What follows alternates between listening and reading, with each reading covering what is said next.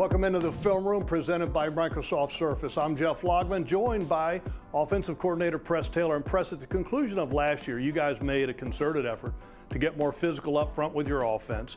And I've noticed that you guys are in more three-point stances this year, and the offensive linemen look like they're liking it.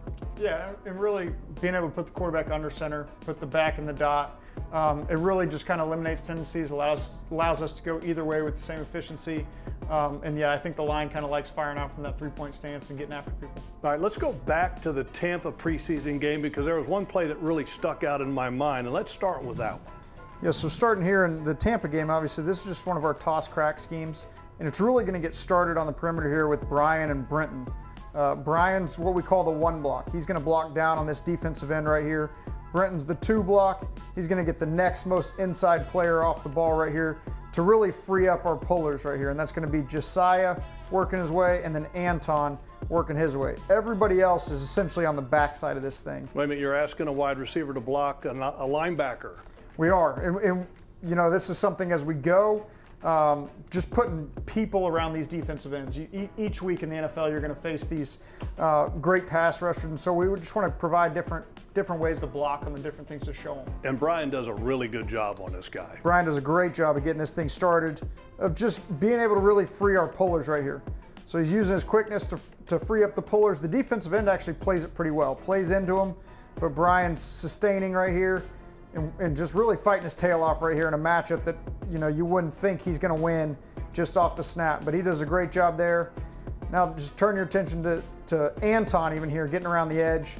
So a guy kind of backdoors Josiah right here. Anton's able to clean it up, put his guy on the ground, and then go get more work. And that's something that's just fun to see. When two guys end up on the ground and both of them were due to 77 there, you get excited about that. But a twofer. A twofer right there. Usually have to pay extra for that one. So this right here was actually the very first play of the Atlanta game. We wanted to start with this counter scheme right here.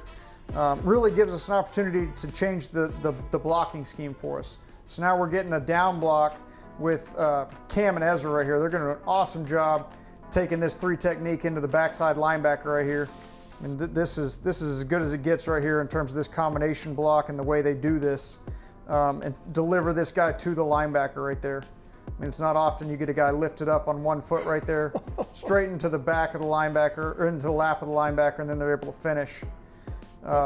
I love the effort here by Ezra because he kind of gets knocked a little bit on his way and he's off balance, but he's still finishing with that left arm to throw the guy. Right, they're doing a great job just finishing through, and Cam getting covered up at the second level as we get through. And then our two pullers here, Brandon and Evan, do a great job. So Brandon's able to engage the defensive end as wide as possible right here and then finish with his feet moving.